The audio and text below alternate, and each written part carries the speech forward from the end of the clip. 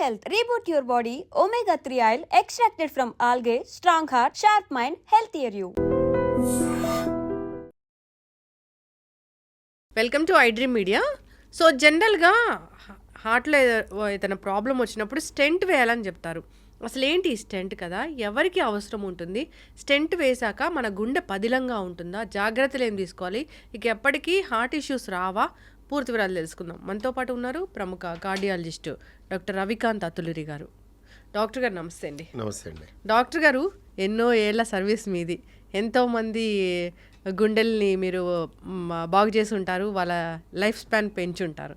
అయితే ఈ స్టెంట్స్ గురించి మాట్లాడితే చాలామంది చెప్తారు, నాకు మొన్న వెళ్ళాను హార్ట్ ప్రాబ్లం వచ్చింది స్టెంట్ వేశారు అంటారు. అసలు ఏంటండి ఈ స్టెంట్ గురించి? స్టెంట్ అనేది ఒక పరికరం. అది మెటల్తో తయారు చేయబడుతుంది. అది ప్లాటినం అవ్వచ్చు, క్రోమియం అవ్వచ్చు, స్టీల్ అవ్వచ్చు, ప్లాటినం క్రోమియం అంటాం, నిటినాల్ అవ్వచ్చు. సో ఇవి ఇనర్ట్ మెటీరియల్స్ అంటే బాడీలో ప్రవేశపెట్టాక వాటి నుంచి బాడీ యాక్సెప్ట్ చేస్తుంది. సంథింగ్ లైక్ బుల్లెట్ అనుకోండి, బుల్లెట్ ఒకటి పేలిస్తే లోపలికి వెళ్ళిపోయి కొంతమందికి ఉండిపోయి అది ఏం చేయదు, అలా మనతో పాటు ఉంటుంది. అలాగే ఇలా ఇనర్ట్ మెటీరియల్స్ కొన్ని ఉంటాయి, బాడీ యాక్సెప్ట్ చేస్తాయి. సో ఇది అటువంటి మెటల్తో తయారైన ఒక డివైస్. సో దీని పర్పస్ ఏమిటి అంటే, ఇది ఒక స్ప్రింగ్ లాగా ఉంటుంది, స్ప్రింగ్ లాగా ఉంటుంది. సో ఒక ట్యూబ్ అనుకోండి, ఈ ట్యూబ్ స్టడ్స్ అంటాం. అంటే స్టడ్స్ అంటే దానికి సెల్స్ లాగా మెలికలు, డైమండ్స్, ఆ విధంగా డైమండ్ షేప్లో ఇలా ఒకటి మెలికగా మొత్తం కలిపి ఒక ట్యూబ్ తయారు చేస్తారు తీగలతో. ఈ తీగలు డైమండ్ కటింగ్ మిషన్స్ మీద తయారవుతాయి యాక్చువల్గా. అంటే వెరీ ప్రెసైజ్ ఉండాలి, సైజ్ మైక్రాన్స్లో ఉంటుంది, మైక్రోమీటర్స్ అంటారు. ఆ సైజ్ మైక్రోమీటర్స్లో ఉంటుంది ఆ స్టట్ అనేది. దీంతో పాటుగా దాని లెంత్, డయామీటర్ తీసుకున్నట్టయితే మనము ఈ స్టెంట్ అనేది అమర్చేది మెజారిటీ ఆఫ్ పీపుల్లో రక్తనాళాల్లో, దమనుల్లో, గుండె దమనుల్లో, కాలి దమనుల్లో, చేతి దమనుల్లో, బ్రెయిన్ దమనుల్లో, మెడలో ఉండే దమనుల్లో కూడా అవసరం పడే పరిస్థితి ఉండొచ్చు. సో వీటి బట్టి సైజ్ ఉంటుంది. అంటే హార్ట్ పక్కన కాదా, హార్ట్ పైన, ఉపరితలం పైన, హార్ట్ పైన కూడా వేస్తారు. హార్ట్ లోపల అయోటిక్ వాల్వ్ అని కొత్తగా ట్యాబర్ అని అంటాం, దానికి కూడా స్టెంట్ అమర్చబడుతుంది. అది చాలా పెద్ద సైజు ఉంటుంది. ఎందుకంటే గుండె నుంచి బయటకు వచ్చే పెద్ద ద్వారం ఏదైతే ఉందో అయోటా అంటాం, దాన్ని కాపాడే ఏ తలుపు అయితే ఉందో అయోటిక్ వాల్వ్ అంటాం, అది చాలా పెద్దది. దాన్ని బృహద్ధమని అంటారు, తెలుగులో బృహద్ధమని అంటారు. బృహద్ధమని అంటే పెద్ద ధమని అన్నిట్లోకి. సో ఇది పవర్ హౌస్ లాంటిది. మీరు వాటర్ డిపార్ట్మెంట్కి వెళ్తే, మెట్రోపాలిటన్ వాటర్ డిపార్ట్మెంట్, పెద్ద ట్యాంక్ నుంచి వచ్చే పెద్ద గొట్టం అనుకోండి. సో దీని తలుపు ఏదైతే ఉందో అయోటిక్ వాల్వ్, దానికి కూడా స్టెంట్ చేయబడింది. ఇప్పుడు పాత రోజుల్లో దానికి ఓన్లీ సర్జరీలు చేసేవారు. ఇప్పుడు మనం స్టెంట్ దానికి పెడుతున్నాం. ట్యాబర్ అని ట్రాన్స్కెథటర్ అయోటిక్ వాల్వ్ రిప్లేస్మెంట్ అని తొడగుండా తీసుకెళ్తాం. ఇది చెయ్యటంలో చిన్న ఛాలెంజెస్ దేనివల్ల వస్తాయంటే, అది పెద్దగా ఉండటం వల్ల దాన్ని తీసుకెళ్ళటానికి తొడ నుంచి వెళ్ళే ధమని మాత్రమే, ఫిమరల్ ఆర్టరీ అని, అదొక్కటే దీని ప్రవేశానికి అనుకూలంగా ఉంటుంది. కానీ అది కూడా కొంత వయసు ఎక్కువ ఉన్న వాళ్ళలో మెలికలు, కాల్షియము, పూడిక ఇవన్నీ ఉండటం వల్ల అందులో ఛాలెంజెస్ ఉంటాయి. అది ఓవర్ టైం ఎవాల్వ్ అయ్యి ఆ బృహద్దమనికి ఉండే అయోటిక్ వాల్వ్ దగ్గర పెట్టే స్టెంట్ ఏదైతే ఉందో, అయోటిక్ స్టెంట్, అది వేరుగా ఉంటుంది. మామూలుగా అందరూ మాట్లాడే స్టెంట్ ఈజ్ డిఫరెంట్. అందరూ మాట్లాడే స్టెంట్ వాల్వ్ బ్లాక్ అయింది, స్టెంట్ వేశారు అంటుంటారు. అది యాక్చువల్గా వాల్వ్ కాదు, అది ధమని, వెజల్. ఆ ధమనిని వీళ్ళు తెలియక వాల్వ్ అంటూ ఉంటారు. ఈ ధమనులు ఏంటి అంటే కరోనరీ ధమనులు, అంటే గుండె నుంచి వచ్చే ధమనులు. సో ఇవి డయామీటర్ యూజువల్గా 1.5 నుంచి 3.545 mm వరకు ధమనులు ఉంటాయి. అంటే ఈ ధమని యావరేజ్ మీద మన ఇండియన్ పాపులేషన్లో 2.75, 2.5 నుంచి 3.5 మధ్యలో డయామీటర్ ఉంటుంది. 3.5 mm మిల్లీమీటర్లు ఆలోచించండి. అంటే చిన్న పెన్సిల్ డయామీటర్ కంటే తక్కువ. సో వీటిల్లో పూడిక ఏర్పడినప్పుడు మనం ఈ స్టెంట్ని అమరుస్తున్నాం. కాబట్టి ఈ స్టెంట్ నేను చెప్పినట్టుగా మెటల్, నేను చెప్పినట్టు తీగలతో చేయబడుతుంది. ఇది నేను అన్నట్టు ప్లాటినం కానీ, క్రోమియం కానీ, స్టీల్ కానీ అవుతుంది. దీన్ని వెరీ ప్రెసైజ్ ఉండాలి. అంటే దాంట్లో కొంచెం అచ్చు తప్పు కూడా ఉండకూడదు. 2.5 అంటే 2.5 ఉండాలి, లెంత్ 38 అంటే 38 ఉండాలి. దీనికి తోడు దాంట్లో ఏ రకమైన డిఫెక్ట్ ఉండకూడదు. ఎందుకంటే అటు ఇటు అవుతే లోపలికి వెళ్ళాక స్టెంట్ ఇమడకపోతే ప్రమాదాలు జరుగుతాయి. అందరికీ ఒకలాంటి సైజు ఉండదండి. ఒక్కొక్క మనిషికి ఒక్కొక్క రకంగా ఉంటుంది. ఒక మనిషిలోనే ఒక నాళం ఒక రకంగా, ఒక ధమని ఒక రకంగా ఉంటుంది. ఇంకోటి ఏంటంటే పైనుంచి ధమని పైన పెద్దగా ఉంటుంది, కిందకి వెళ్ళే కొద్దీ సన్నబడుతుంది. అది వ్యాధి కాదు, అది ఉండటమే అలా ఉంటుంది. సో దానివల్ల సైజ్ డిస్పారిటీలు సైజ్ అనేవి ఉంటుంది. అయితే వీటన్నిటికీ పక్కకు పెడితే అసలు ఇప్పుడు స్టెంట్ అనేది ఏంటి అంటే నేను చెప్పినట్టు మెటల్తో తయారైందని చెప్పాను. అయితే దీనికి మందు పూత ఉంటుంది. అది ఇప్పుడు పాత రోజుల్లో ఈ డిస్కషన్ ఉండేది, మందు పూత ఉన్న స్టెంట్ పెడతారా లేకపోతే బేర్ మెటల్ అంటే మందు పూత లేని స్టెంట్ పెడతారని ఒక 10 ఏళ్ళు అవుతుంది. 2016 ముందు ఈ డిస్కషన్ ఉండేది. ఇప్పుడు ఈ డిస్కషనే లేదు. ఎందుకంటే అన్నీ కూడా మందు పూత ఉన్న స్టెంట్లే. డ్రగ్ కోటెడ్ స్టెంట్స్ అంటారు, డ్రగ్ ఎలూటింగ్ స్టెంట్స్ అంటారు. ఈ మందు పూత మనం స్టెంట్ పెట్టాక ఒక 80% మందు వెంటనే ఒక గంటన్నరలో మొత్తం ఆ ధమనికి అతుక్కుపోతుంది మందు. ఎందుకు అంటే జబ్బుని మళ్ళీ ఆ ఏరియాలోకి రాకుండా చూడటానికి. ఈ పూడికని పక్కకి తోసి వెడల్పు చేసి ఈ స్ప్రింగ్ లాంటి దాన్ని పంపించి దాన్ని మళ్ళీ వెడల్పు చేసి గోడలకు అతికిచ్చినప్పుడు దాన్ని స్టెంట్ డిప్లాయ్మెంట్ అంటాం. ఇది సరిగ్గా చేయబడినప్పుడు అంటే సరైన వైద్యులు సరైన స్కిల్తో సరైన విధంగా సరైన పేషెంట్కి సరైన పద్ధతిలో సరైన ప్లేస్లో పూడికలు వచ్చిన వాళ్ళందరికీ స్టెంటే. ఏమండి? పూడికలు వచ్చిన వాళ్ళందరికీ స్టెంటే. అలా యాక్చువల్గా ఆ స్టేట్మెంట్ పూర్తిగా కరెక్ట్ కాదు.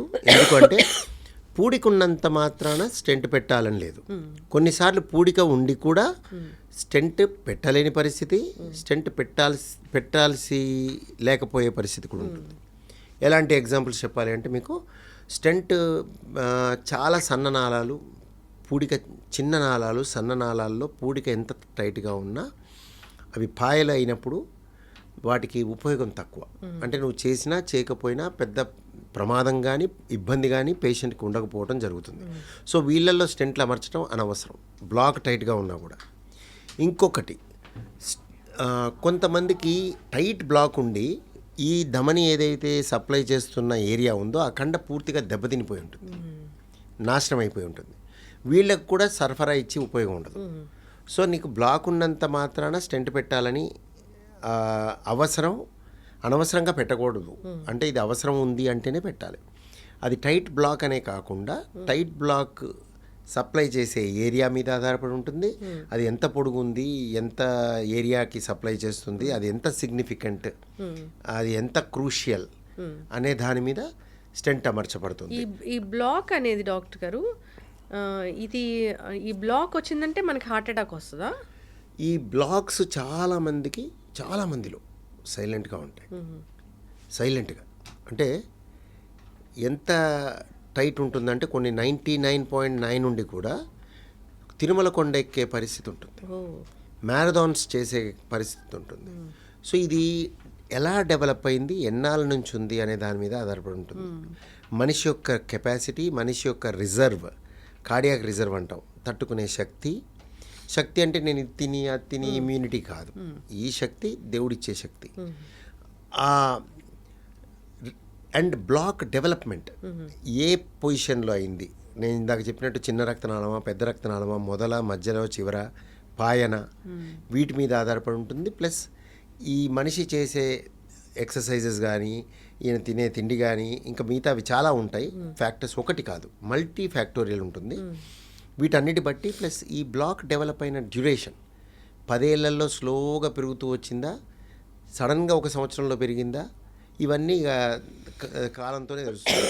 సో వీటిని బట్టి వాళ్ళకి లక్షణాలు వస్తాయి. సో బ్లాక్ ఉండి కూడా గుండెపోటు పక్కకు పెట్టండి, మీరు అన్న హార్ట్ అటాక్ పక్కకు పెట్టండి, అసలు లక్షణమే ఉండకపోవచ్చు. కొంతమందికి మాత్రం లక్షణం చాలా తీవ్రంగా ఉంటుంది, కొంతమందికి ఏమో లక్షణాలే ఉండకుండా గుండెపోటు స్ట్రైట్గా వస్తుంది, కొంతమందికి బాధ పెట్టి గుండెపోటు వస్తుంది. సో అది వేరియబుల్. ఒక సిమ్టమ్ ఈ హార్ట్లో బ్లాక్ ఉంది అంటే ఒక సిమ్టమ్ ఏంటి? హార్ట్లో బ్లాక్ అని లేము కదా దాన్ని, హార్ట్లో బ్లాక్ అంటే అందరి ఉద్దేశం హార్ట్ రక్తనాళాల్లో బ్లాక్, అవును. ధమనుల్లో బ్లాక్ అనే ఉద్దేశం. దాన్ని రకరకాలుగా వాడతారు. వాల్వ్ బ్లాక్ అంటారు, అది వాల్వ్ కాదు, అది ధమని. గుండెలో బ్లాక్ అంటారు, అది కూడా ధమని. గుండె ఉపరితలం పైన ఉన్న ధమనులు 3 ఉంటాయి, ఎల్ఏడి, ఎల్సిఎక్స్, ఆర్సి అని 3 ధమనులు ఉంటాయి. ఈ ధమనుల్లో పూడిక వల్లనే మనిషికి కష్టం కలుగుతుంది.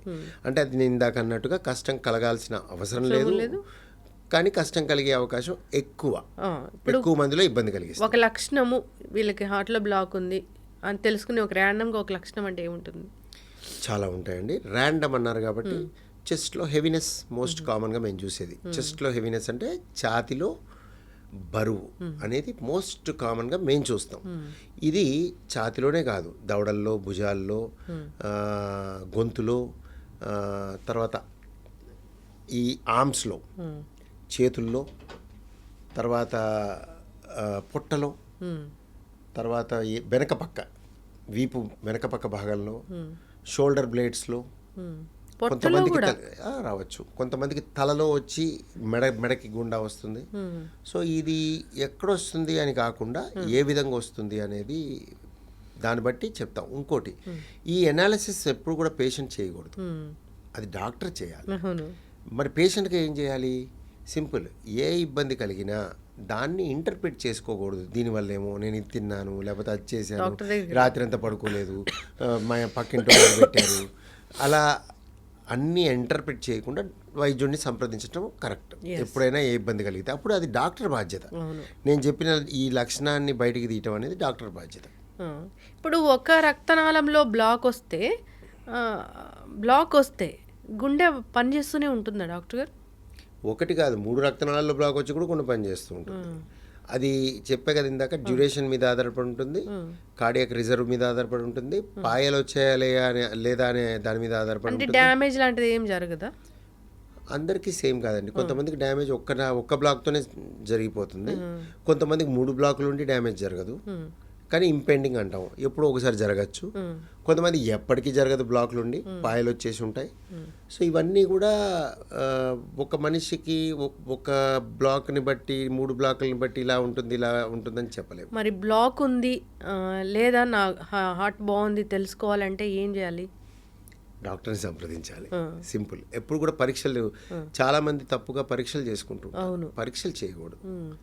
డాక్టర్ని సంప్రదించి మీ అనుమానాన్ని, మీ భయాన్ని వారికి ఎక్స్ప్రెస్ చేసినట్టయితే, మీ కన్సర్న్, మీకుండే ఏదైతే అనుమానం ఉందో అది వైద్యుడిని సంప్రదించి చెప్పినట్టయితే మీకు సరైన దిశలో డాక్టర్ మీకు సరైన దిశలో తీసుకెళ్లే అవకాశం ఉంటుంది. ఏం టెస్ట్ చేస్తే ఇది బయటపడతాయి డాక్టర్ గారు?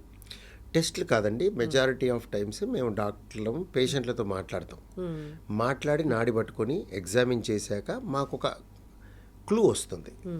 ఈ క్లూ అందరిలో రాకపోవచ్చు, కానీ 100లో 80 మందికి క్లూ వస్తుంది. 100లో 80 మందికి పరీక్షే చేయకుండా బ్లాక్ ఉంటుందని చెప్పే పరిస్థితి ఉంటుంది. మా దగ్గరకు వచ్చి ఒక కష్టంతో వచ్చినప్పుడు 100లో 80 మందికి మేము చెప్పగలుగుతాం, మీకు బ్లాక్ ఉండే అవకాశం ఎక్కువ, అంటే డెఫినెట్గా ఉంటుంది, బల్లగుద్ది చెప్పడం అనేది కూడా చేయగలుగుతాం, తక్కువ మందిలో చేయగలుగుతాం. ఎక్కువ మందిలో ప్రాబబిలిటీ ఇవ్వగలుగుతాం, మీకు డెఫినెట్గా ఉండే అవకాశం ఉందండి, ముందుకు పోయి పరీక్ష చేసుకోవాలి అని. సో ఆ విధంగా నెక్స్ట్ లైన్ ఆఫ్ ఇన్వెస్టిగేషన్స్ ఉంటాయి. అంతేగాని అందరికి ఒక ప్రోటోకాల్ బేస్డ్గా ఇది తర్వాత ఇది అలా కాదు. అంటే కొంతమందికి డైరెక్ట్గా యాంజియోగ్రామ్ చేయాల్సి వస్తుంది, కొంతమందికి సిటీ యాంజియోగ్రామ్ చేయాల్సి వస్తుంది, కొంతమందికి టీఎంటీ చేయాల్సి వస్తుంది, కొంతమందికి ఈసీజీ చేయాల్సి వస్తుంది, కొంతమందికి 2D ఈకో చేయాల్సి వస్తుంది, కొంతమందికి ఈ లైన్ అంతా చేయాల్సి వస్తుంది, ఈసీజీ, 2D ఈకో, ట్రెడ్మిల్. ఆ తర్వాత దాన్ని బట్టి అలా అన్నీ బాగుంటే అంటే టెస్ట్లు కాదు ముఖ్యం, అదే చెప్తుంది. ఫైనల్గా ఏంటి అంటే డాక్టర్ యొక్క ఒపీనియన్ మీద ఆధారపడి ఉంటుంది. పరీక్షలు డాక్టర్ చేసుకోవాలి, పేషెంట్ కాదు. అంటే పేషెంట్కి డాక్టర్ చేయాలి, పేషెంట్ చేసుకోకూడదు. డాక్టరు, మీరు సంప్రదించిన డాక్టర్ బాధ్యత ఏం చేస్తాడో ఏం చేయడు అనేది. సో అది ట్రైనింగ్ మీద ఆధారపడి ఉంటుంది, వైద్యుడి యొక్క ట్రైనింగ్ మీద. సో ఆయన ఫైనల్గా కంక్లూడ్ చేస్తాడు, మీకు ఈ పరీక్షలు సరిపోతాయి, మీకు గుండె జబ్బు లేదు లేదా ఉంది, మీరు ముందుకు పోయి ఇది చేయాలి, మీకు ఏమీ అవసరం లేదు. ఈ స్టేట్మెంట్స్ అన్ని డాక్టర్ చెప్పాలి. ఫైనల్గా వైద్యుడి నుంచే ఈ మాట రావాలి. అయితే డాక్టర్ గారు, ఇప్పుడు ఆ రక్తనాళంలో బ్లాక్ ఉంది, స్టెంట్ వేయాలని చెప్పారు, స్టెంట్ వేశారు దానికి సరిపడినంత, అంటే ఇంకెప్పటికీ గుండె పదిలంగా ఉంటుందా? అలా ఏం చెప్పలేమండి. అది గుండె, ఎందుకంటే స్టెంట్ ఒక్కటే కాదు, దానికి ఇంకా చాలా ఉంటాయి. ఫర్ ఎగ్జాంపుల్, గుండె బలహీన పడిపోయింది, నువ్వు స్టెంట్ వేసావు, కానీ బలహీన పడిన గుండె వెనక్కి పూర్తిగా రాకపోవచ్చు, ఎంతో కొంత బలహీనత మిగిలిపోవచ్చు. ఆయనకి హార్ట్ ఫెయిల్యూర్ లక్షణాలు ఉండొచ్చు, వాళ్ళకి ఇంకా మందులు కూడా వాడాల్సిన పరిస్థితి ఉంటుంది. ఇది పక్కకు పెడితే స్టెంట్ పెట్టిన ప్రతి వాళ్ళు లైఫ్ లాంగ్ మందులు వాడాలి, లైఫ్ లాంగ్ సర్వేలెన్స్లో ఉండాలి. సర్వేలెన్స్ అంటే మానిటరింగ్ సర్వేలెన్స్, అంటే 3 నెలలకు రమ్మంటే 3 నెలలకి, 2 నెలలకు రమ్మంటే 2 నెలలకి ఫాలోఅప్లో ఉండాలి. ఎందుకంటే స్టెంటే కాదు, స్టెంట్ వేసిన వాళ్ళకి బ్లాక్ ఇప్పుడు స్టెంట్ లేకుండానే బ్లాక్ వచ్చింది కదా. అవును. సో అలా ఎక్కడైనా బ్లాక్ రావచ్చు, ఏర్పడచ్చు. సో అలాంటి పరిస్థితులు అందరిలో ఉండవు. 100లో ఇంకో 10 మందికి ఇంకో చోట బ్లాక్ వచ్చే అవకాశం ఉంటుంది. కొంతమందికి 10 ఏళ్ళకి వస్తుంది, కొంతమందికి 1 సంవత్సరానికి వస్తుంది. అంటే ఏ ఏజ్ నుంచి ఇలాంటివి మనం చూస్తాం? ఆడవాళ్ళల్లో జనరల్గా మేము 3rd డికేడ్ నుంచి 3rd, 4th, 5th డికేడ్లలో ఆ పైన ఎక్కువ మంది, 3rd, 4th, 5th, 6th, 7th what ever పైకి ఆడవాళ్ళలో చూస్తాం. మగవాళ్ళలో అయితే సెకండ్, అంటే 20 years పైబడిన వాళ్ళల్లో తక్కువ మందిని చూస్తాం, 30 yearsలో ఎక్కువ మందిని చూస్తాం, 40 yearsలో ఇంకా ఎక్కువ చూస్తాం. అలా గ్రాఫ్ విత్ ఏజ్ ఇంక్రీజ్ అవుతుంది. ఆడవాళ్ళకి మగవాళ్ళకి ఒక 10 ఏళ్ళ, అంటే ఒక దశాబ్దం తేడా ఉంటుంది. ఓకే, ఒక దశాబ్దం తేడా ఉంటుంది. అంటే ఆడవాళ్ళలో లేట్గా చూస్తాం, మగవాళ్ళలో త్వరగా చూస్తాం. అయితే ఇవన్నీ ఏజ్ ఎగ్జంప్షన్, అంటే మరీ చిన్నపిల్లల్లో చూడం. అండర్ 20 years అరుదు, ఎక్స్ట్రీమ్లీ రేర్. అంటే ఎవరైనా 20 years బిలో కార్డియాలజిస్ట్ చూసుంటే పేర్లు గుర్తుంటాయి. 20 to 30 కూడా ఆడవాళ్ళలో గుర్తుంటాయి, మగవాళ్ళలో 20 to 30 గుర్తుపెట్టుకోవచ్చు. అలా మీరు ఏజ్ని పెంచే కొద్దీ 30 ఏళ్ళ పైబడిన వాళ్ళ పేర్లు చెప్పండి అంటే కొంత తడబడే అవకాశం ఉంటుంది అందరూ. ఇందువల్ల ఈ బ్లాక్ అనేది వస్తుంది. ఈ బ్లాక్స్, ఈ పూడిక అనేది మల్టీ ఫ్యాక్టోరియల్. పెథోఫిజియాలజీ అని అంటాము. పెథాలజీ రెండు ఉంటాయి. పెథాలజీ అంటే ఈ బ్లాక్లో మిశ్రమం ఏంటి, ఏమేమి ఉంటాయి అంటే, ఈ బ్లాక్ ఒక గోడ ఎలా ఉంది, గోడ మీరు దేనివల్ల గోడ ఎలా తయారైంది అన్నారు అనుకోండి, ఎలా తయారైంది, ఎన్ని పదార్థాలు ఉన్నాయి, ఇసుక ఉంది, సిమెంట్ ఉంది, బ్రిక్ ఉంది, మీకు మోటార్ ఉంది, ఇంకా నీళ్ళు ఉన్నాయి, ఎండిపోయిన నీళ్ళు ఉన్నాయి, ఎండబెట్టిన నీళ్ళు ఉన్నాయి. సో ఆ మిశ్రమం ఆ విధంగా గట్టిపడింది. సో అలానే గుండెలో కూడా ఈ బ్లాక్స్ పూడికలో అందరు కొలెస్ట్రాల్ అంటే కొలెస్ట్రాల్ ఒకటే కాదు, cholesterol part of it, collagen, smooth muscle cells, fibronectin, రకరకాల పదార్థాలు మిశ్రమం, మ్యాక్రోఫాజెస్ అని, ఇట్లా రకరకాల అన్ని కలుపుకోలుగా ఆ పూడిక ఏర్పడటం జరుగుతుంది. సో ఈ పూడిక ఎందుకు ఏర్పడుతుంది, ఇదేమో లోపల చెప్పిన నేను పెథోఫిజియాలజీ అంటే ఎందుకు ఇలా జరుగుద్ది అని అంటే మాత్రం అది కొంచెం డిఫికల్ట్ టు టెల్. ఎందుకంటే కొన్నిటికి కారణాలు ఉంటాయి. ఫర్ ఎగ్జాంపుల్, మీకు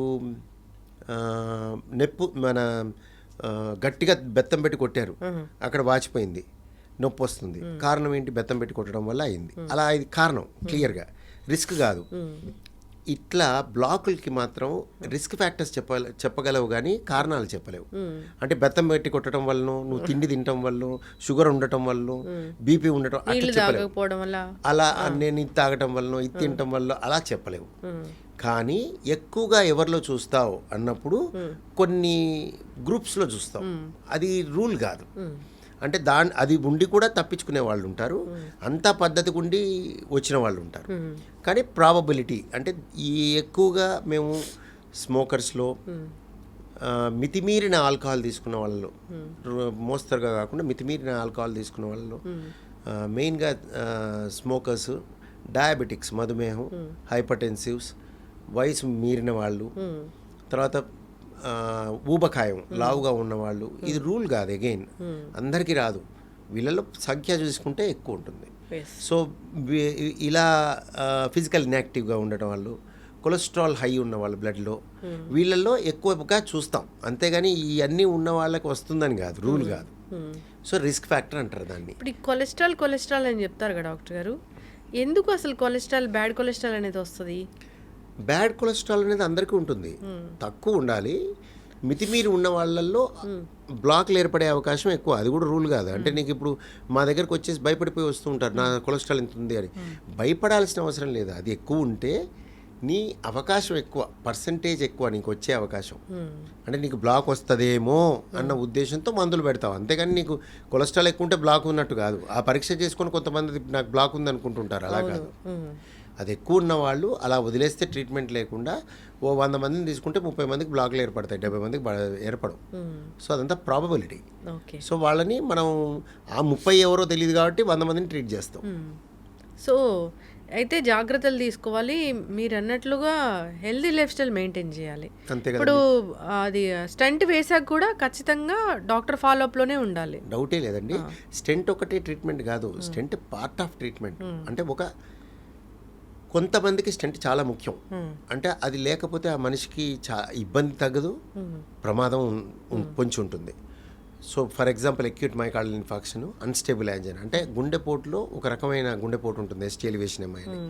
తర్వాత అన్స్టేబుల్ యాంజినా అంటాం, వాళ్ళు కొంచెం కదిలినా కొంచెం మాట్లాడినా బాధ తట్టుకోలేరు. వీళ్ళల్లో స్టెంట్ పెట్టండి వాళ్ళకి రిలీఫ్ రాదు, మెజారిటీ పీపుల్లో 100లో 90 మందికి. సో వీళ్ళల్లో అది చాలా అవసరం. కొంతమందికి బ్లాక్ టైట్గా ఉంటుంది, లక్షణాలు ఉండవు, మనకు అనుకోకుండా తెలుస్తుంది, ఫ్యూచర్లో ఇబ్బంది రాకుండా మనం పెడతాం, అవి వేరు. సో ఈ అన్స్టేబుల్ యాంజినా, కరోనరీ సిండ్రోమ్స్ అంటే గుండెపోటు వచ్చిన వాళ్ళల్లో స్టెంట్ చాలా ముఖ్యం, చాలా ఇంపార్టెంట్. సో ఈ పక్కకి పెడితే స్టెంట్ వేస్తే స్టెంట్తో అయిపోలేదు. స్టెంట్ అయిపోయిందంటే ఇక అంత అయిపోయినట్టు కాదు. స్టెంట్తో పాటు మందులు వాడాలి, జీవనశైలిలో మార్పులు చేసుకోవాలి, రెగ్యులర్ డాక్టర్ విజిట్ చేయాలి, ఇవి మస్ట్. మరి పెళ్లిగానే అమ్మాయిల్లో స్టెంట్ వేయాల్సి వచ్చింది, వాళ్ళు తర్వాత నార్మల్ లైఫ్ లీడ్ చేయొచ్చా? ఎవరైనా నార్మల్ లైఫ్ లీడ్ చేయొచ్చు. అది స్టెంట్ మీద ఏమి కాదు, జబ్బు మీద ఆధారపడి ఉంటుంది. అంటే స్టెంట్ పార్ట్ మాత్రమే. నేను ఇందాక చెప్పినట్టుగా గుండె ఏ విధంగా ఉంది, వెడల్పైందా, బలహీనమైందా, దెబ్బతిన్నదా, ఈయన వేరే పరిస్థితులు ఏంటి, ఇవన్నిటి మీద ఆధారపడి ఉంటుంది వాళ్ళకి తర్వాత ఫ్యూచర్ అనేది. ఉత్త స్టెంట్ మీద అయితే only stent will not decide about outcomes. స్టెంట్తో పాటు స్టెంట్ చేయటం అనేది పార్ట్ ఆఫ్ ఇట్. అది కాకుండా ఇంకా ఏమున్నాయి మనిషికి, ఏమేమి ఉన్నాయి అనే దాన్ని బట్టి అవుట్కమ్స్ ఉంటాయి. ఇంకా ప్రెగ్నెన్సీ, మీరు అన్న ప్రెగ్నెన్సీ డెలివరీలకి అది అడ్డు రాదు. కానీ మందులు పెట్టినప్పుడు మందుల విషయం, స్టెంట్ అడ్డు రాదు, కానీ మందుల విషయంలో డెలివరీలో వాళ్ళకి ప్రెగ్నెన్సీల్లో పిల్లలకి రాకుండా సేఫ్ మెడికేషన్ ఇవ్వాల్సిన పరిస్థితి ఉంటుంది. అంటే పిల్లల్లో ఇబ్బందులు రాకుండా కొన్ని డ్రగ్స్ ఉంటాయన్నమాట, దే ఆర్ కాంట్రా ఇండికేటెడ్. అవి ప్రెగ్నెన్సీలో ఇవ్వకూడదు, ఎందుకంటే పిల్లలకి వెళ్ళి పుట్టబోయే పిల్లలకి వెళ్ళి వాళ్ళ కిడ్నీని కానీ వాళ్ళ బ్రెయిన్ని కానీ వాళ్ళ అవయవాల్ని కానీ తేడా చేసే అవకాశం ఉంటుంది. కాబట్టి ఆ విధంగా మందుల విషయంలో వస్తుంది, కాబట్టి స్టెంట్ విషయంలో ఏమి ఉండదు. మరి ఇన్నేళ్ల నుంచి ఎంతోమంది పేషెంట్స్ని చూస్తూ ఉన్నారు కదా, కోవిడ్ కన్నా ముందు ఈ స్టెంట్ పేషెంట్లు ఎక్కువ ఉన్నారా, కోవిడ్ తర్వాత ఎక్కువ ఉన్నారా? ఇది చాలా కామన్గా అడిగే ప్రశ్న అండి. నేను చూసింది మాత్రం కోవిడ్ అయినా, కోవిడ్ ముందైనా, కోవిడ్ తర్వాత అయినా యథాతథంగా కరోనరీ ఆర్టరీ డిసీజ్ అనేది కొంచెం ఎక్కువగా చూస్తున్నాం, ముందైనా తర్వాత అయినా. కోవిడ్ సమయంలో చాలా ఎక్కువగా చూసాము. ఎందుకంటే కోవిడ్ సమయంలో, ఎందుకు అంటే కోవిడ్ సమయంలో బ్లాకులు లేకుండా కూడా క్లాట్లు ఏర్పడి, అంటే అప్పటికప్పుడు రక్తం గడ్డలు అడ్డుపడి గుండెపోట్లు రావటం, పారాలసిస్ రావటం జరిగింది.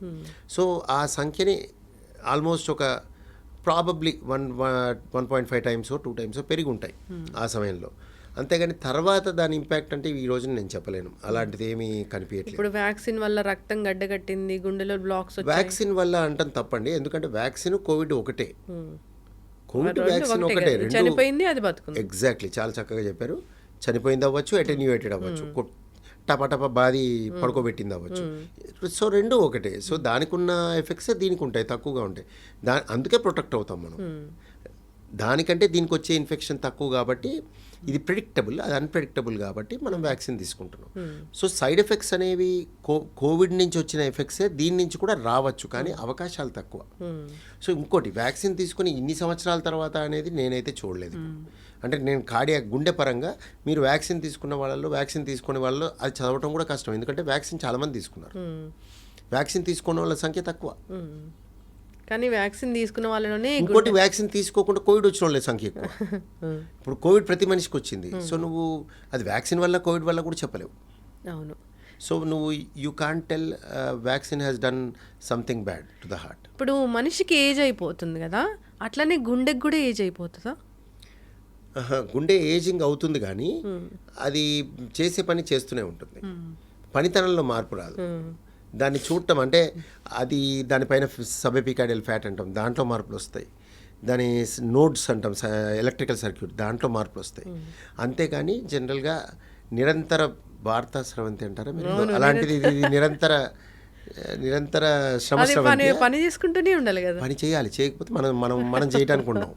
సో అది పని చేస్తూనే ఉంటుంది. కొంతమంది మనతో పాటు అది పోవాలి, మనం పోయినప్పుడే అది పోవాలి. అది ముందు పోతే మనం దానివల్ల పోతాం, అప్పుడే మనం డాక్టర్లు ఇంటర్ఫియర్ అవ్వాల్సిన పరిస్థితి ఉంటుంది. అతి తక్కువ మందిలో పేస్ మేకర్ కామన్గా వయసుతో వచ్చిన వ్యాధుల్లో ఎలక్ట్రికల్ సర్క్యూట్ ఫెయిల్యూర్ అవుతుంది. వయసుతో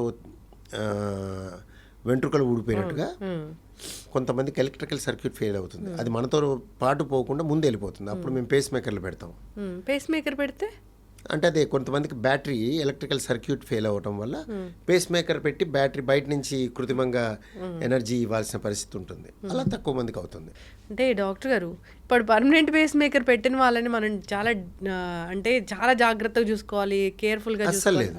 మామూలుగా ఉంటారు వాళ్ళు, మనలాగే ఉంటారు అంతే. వాళ్ళకేం స్పెషల్ అటెన్షన్, ఇంకా స్టెంట్లకి వీటికన్నా ఉంటుంది అటెన్షన్, దీనికి ఏముండదు. అది వదిలేసి పంపించేయడమే వాళ్ళు. పేస్ మేకర్ పెడితే గుండెకి ఎప్పటికీ ప్రాబ్లం అనేది రాదా? అట్లా కాదండి, దేనివల్ల వచ్చింది. ఇప్పుడు పేస్ మేకర్ మనం దేనికి పెట్టాము, ఎలక్ట్రికల్ సర్క్యూట్కి పెట్టాము. ఎలక్ట్రికల్ సర్క్యూట్ పని అది చేస్తుంది. దానికి సపోజ్ గుండెపోటు వచ్చింది, రక్తనాళంలో పూడికి ఏర్పడింది, దానికి సంబంధం ఏముంది? సో మీకు గుండె పదిలం అంటే దీనికి పదిలం, ఇంకో జబ్బు రావచ్చు.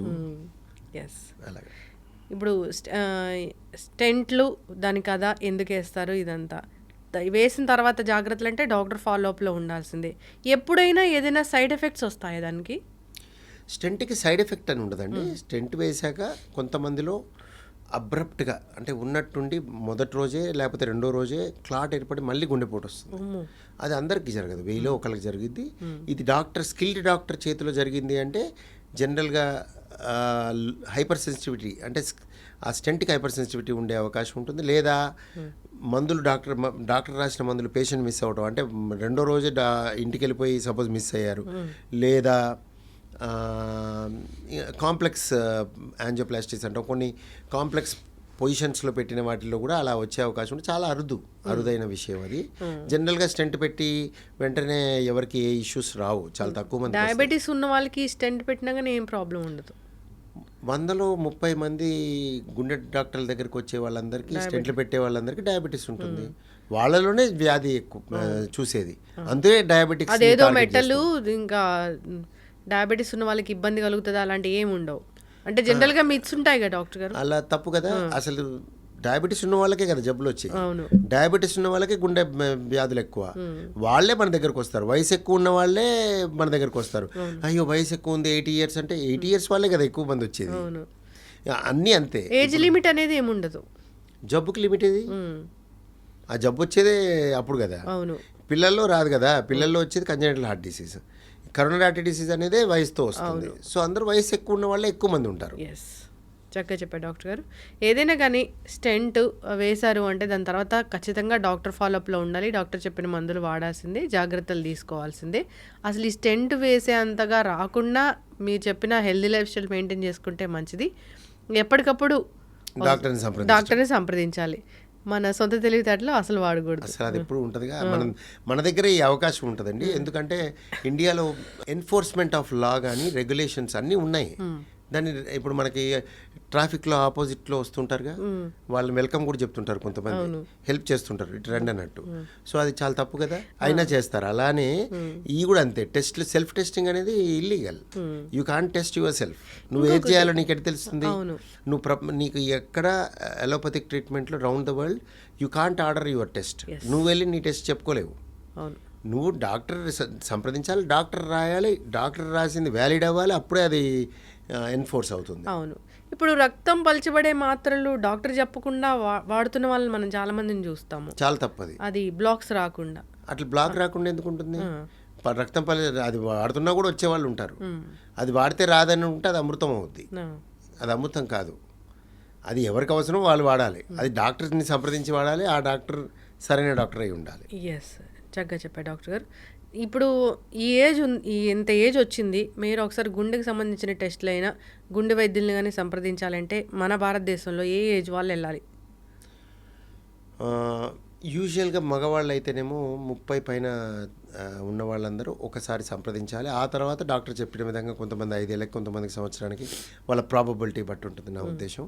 తర్వాత ఫ్యామిలీ హిస్టరీ ఉన్నవాళ్ళు యాజ్ ఎర్లీ యాజ్ 20 ఇయర్స్ అబ్బాయిలు అయితే, ఆడవాళ్ళు అయితే 30 ఏళ్ళకి ఫ్యామిలీ హిస్టరీ, ఇంట్లో చాలామంది మేనమామలు కానీ, మేనత్తలు కానీ, అమ్మా నాన్న కానీ ఎవరికైనా అతి పిన్న వయసులో లైక్ అండర్ 40 ఇయర్స్ ఎవరికైనా గుండెపోట్లు వచ్చి ఉంటే పైన జనరేషన్ వాళ్ళు ఇంకొంచెం కాషియస్గా ఉండి 20 ఏళ్ళ నుంచే డాక్టర్ని సంప్రదించడం చేయాలి. అండ్ డాక్టర్ని సంప్రదించాలి తప్పించి ఊరికే నెల నెల పరీక్షలు చేసుకోవటం తప్పు. అది చాలామంది నెల నెల పరీక్షలు చేసుకొని వస్తూ ఉంటారు మా దగ్గరికి, అదంతా అవసరం లేదు. చక్కటి ఇన్ఫర్మేషన్ డాక్టర్ గారు. మనం సిరీస్ అనేది కంటిన్యూ చేద్దాము. చాలా ఉన్నాయి ఈ గుండె గురించి మాట్లాడుకోవడానికి. అవన్నీ ఇన్ఫర్మేషన్ కూడా మీ దగ్గర నుంచి తీసుకోవాల్సింది, ఎలాంటి జబ్బులు వస్తాయి ఏంటి అనేది. సిరీస్ కంటిన్యూ చేద్దాం. చక్కటి ఇన్ఫర్మేషన్. ధన్యవాదాలు డాక్టర్. ధన్యవాదాలు. నమస్తే. Sir, one life lesson what medicine has taught you. Whatever you can do without expecting. But I really believe మన పాజిటివ్ యాటిట్యూడ్ ఉంటేనే మనం ఏదైనా సాధించగలం. గట్ని మనం కరెక్ట్ గా డీల్ చేసినట్లయితే అది మనకి పాజిటివ్ హార్మోన్స్ ని రిలీజ్ చేస్తుంది. షుగర్ వచ్చిన వాళ్ళ పరిస్థితి ఏంటి? పొట్ట దగ్గర పెరిగితే దాన్ని ఆండ్రాయిడ్ అంటారు, ఆండ్రాయిడ్ ఫోన్ కదా. అసలు థాట్స్ ఎందుకు వస్తాయి? బ్రెయిన్ డెడ్ అంటే దానికి ప్రపంచం అంతా కూడా కొన్ని నిర్దిష్టమైనటువంటి లక్షణాలు ఉంటాయి. మానసికంగా ధైర్యంగా ఉంటే క్యాన్సర్ జయించవచ్చు. You are a doctor for a cause sir, అంతే. వాళ్ళకి వచ్చిన ఆదాయం కాకుండా ఫ్రీ సర్వీస్ ఎంతమందికో చేస్తారు.